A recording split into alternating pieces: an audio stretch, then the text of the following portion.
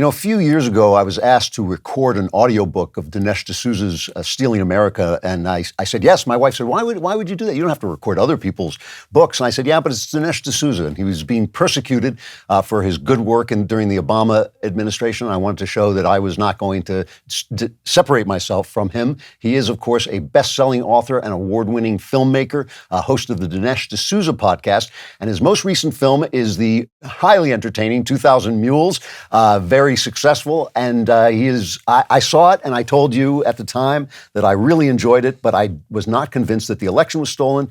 I knew if I asked Dinesh to come on and answer my objections and other people's objections, he would show up because he is a mensch, and he is here today. I'm thrilled. Dinesh, it's good to see you. Thank you. Good to see you, and thanks for having me on. Looking forward to this. It is always a pleasure. Yeah, all I'm going to do is I'm just going to, first I want you to tell us about the film for people who haven't seen it, and then I'm going to tell you some of the objections and my objections. And look, I'm here all the time. You're my guest. I want to hear what you have to say. So I'm just going to let you answer, put the objections in front of you and let you answer them, and so people can hear them. And I appreciate, I knew you would show up. I ask people I disagree with to show up all the time. They never do, but I knew you would. So tell people the basic plot of the film. Yeah, so the film is, it's not the normal recycled stuff about election fraud. A lot of people have become sort of hardened to that because they've heard about the anomalies and they've heard about episodic cases of fraud. And they have questions about why the counting was stopped. And very interestingly, this film, 2000 Mules, is about none of that. It's about an effort, in a sense, later, which is to say with a year or more than a year, to go back and see if this cold case, the cold case being what really happened in the 2020 election, can begin to be solved. Now, I won't claim that I know everything about the 2020 election. I'm not even claiming to have solved the case. But I am claiming to put forward important new evidence that opens the door to solving the case. There are people who watch the film and they're blown away and they go, can't the Supreme Court take this up and get Biden out of there? And I'm like, no, that's not how it works. Supreme Court doesn't watch a movie and then go, Biden, you need to pack up and move out of the Oval Office. This has to move in stages, and it has to move through courts. Legislatures have got to be involved.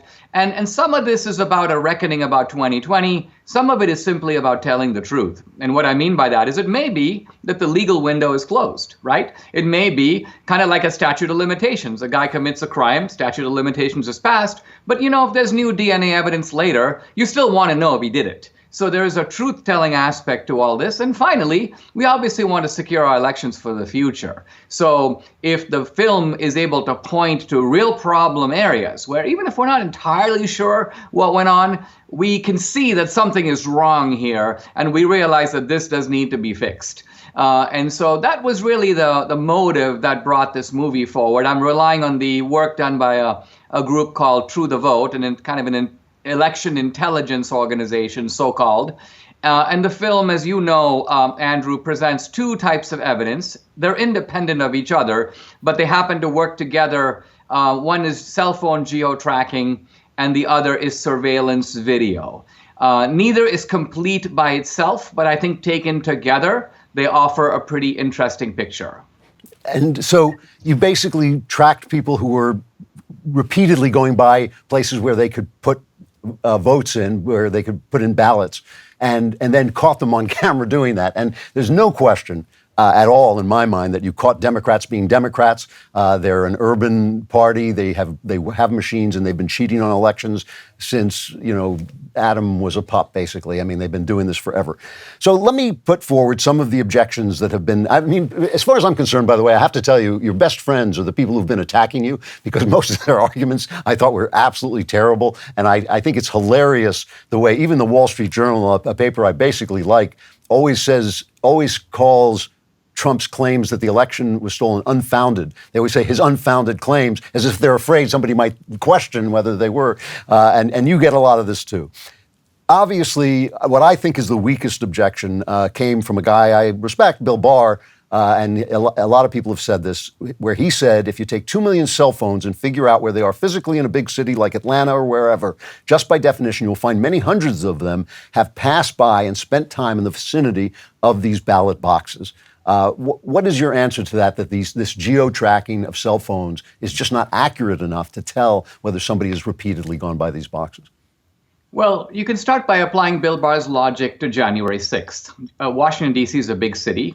The Capitol is a fixed location, and we're talking also about fixed locations within the Capitol, the front door and so on. And there are tons of people milling around the city, right? Uber drivers, people jogging, running, walking, going by the Capitol and so if the technology was such that it could not isolate individuals and say, these guys were not going by the Capitol, they were at the Capitol. And this guy was 20 feet outside the front door, and this guy was approximately 30 feet inside the front door. I mean, we see all this in the charging documents. So the FBI is, in fact, making those claims. So here you have Bill Barr. He's head of the DOJ. The DOJ does this geo-tracking all the time. Quite honestly, if you apply his logic, that this is a kind of a voodoo that cannot tell the difference between going by a location and going to a location.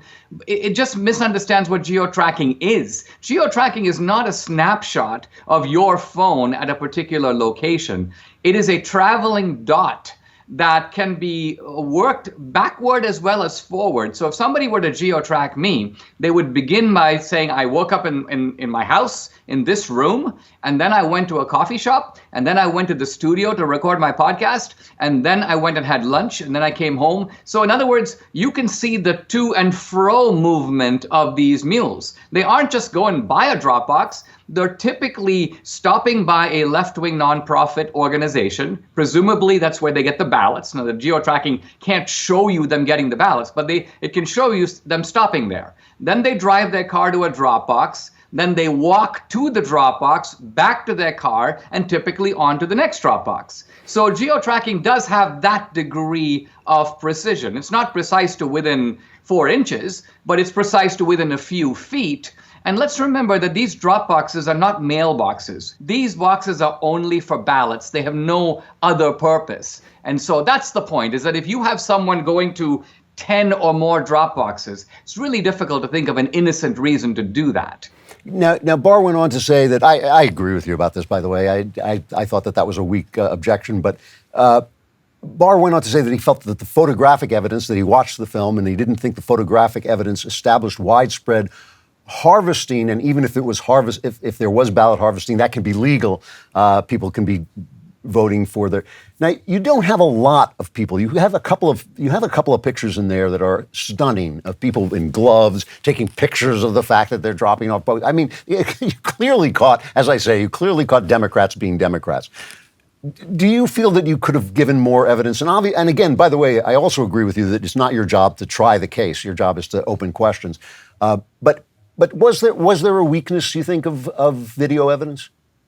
Yes, but I think the weakness is not the weakness of the film. It's the weakness of the states that refuse to follow the election rules and install video. So let me talk a little bit about the availability of video, right? So we looked at 5 states. True the Vote looked at 5 different states. And in the whole state of Wisconsin, there is no video at all. They said they would do it. The rules called for them to do it. They didn't do it. In Philadelphia, there might have been some video, but True the Vote has been unsuccessful so far in obtaining any, typically resistance to the public information requests and so on. In Michigan, very little video. In Arizona, in Maricopa County, a lot of the cameras were turned off, so very little video from Arizona.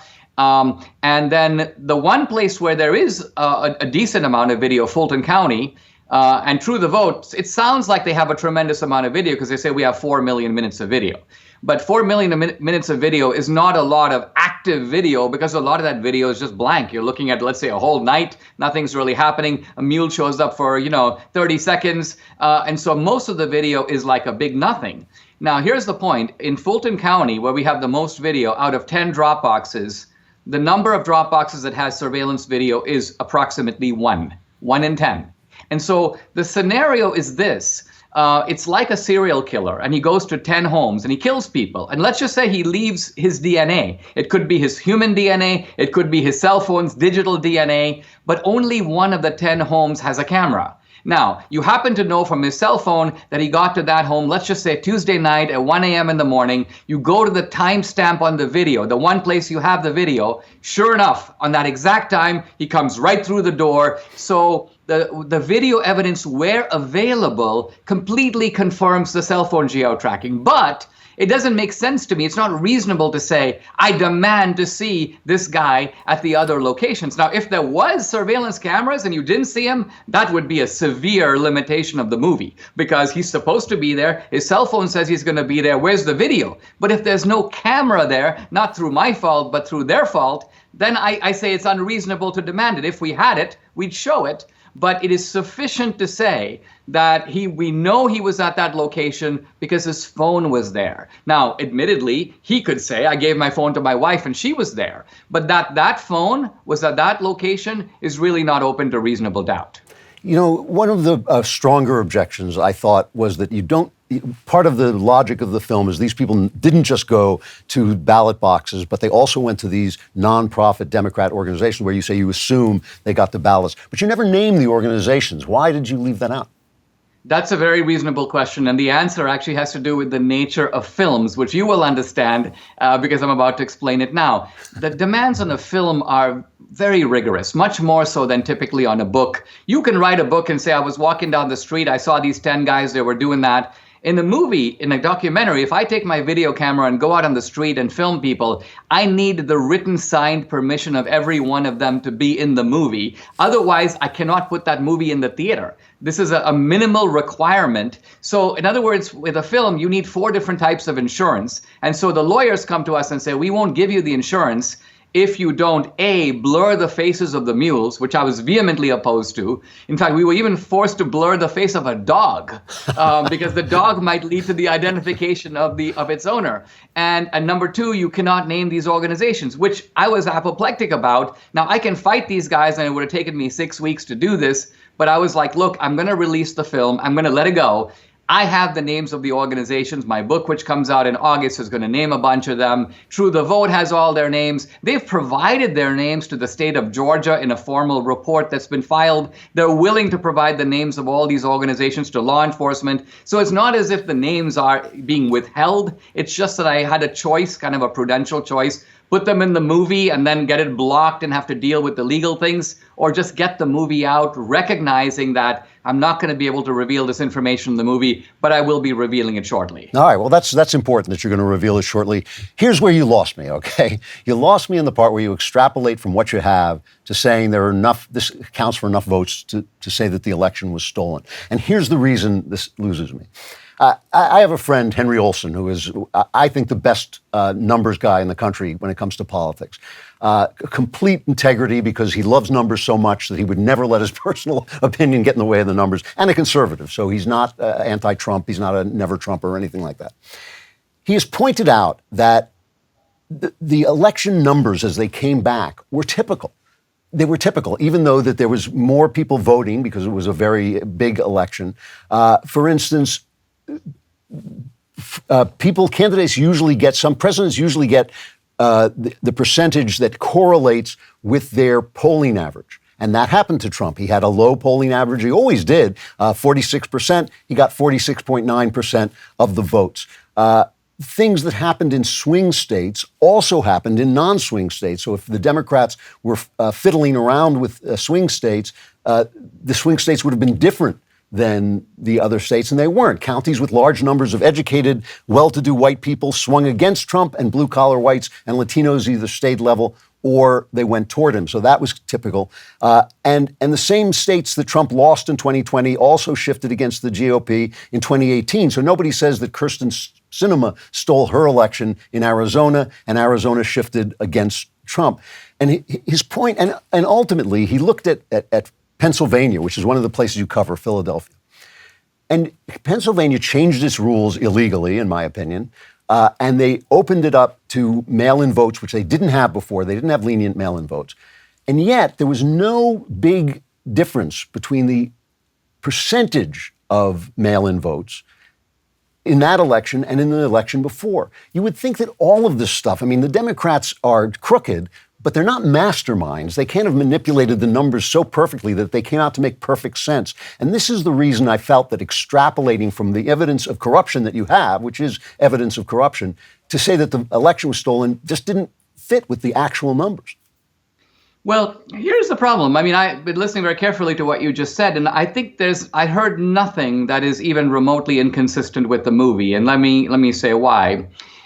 If we take the evidence of our 2,000 mules, right, we say typically that they went to approximately 40 drop boxes apiece. And they dropped in approximately 5 illegal votes. We're talking about 380,000 illegal votes, just using that kind of simple, off the top of our head math. So let's call it 400,000 or even 500,000 illegal votes. Now, we're talking about an election in which Biden got 80 million and Trump got 75 million. So we're 150 million total votes.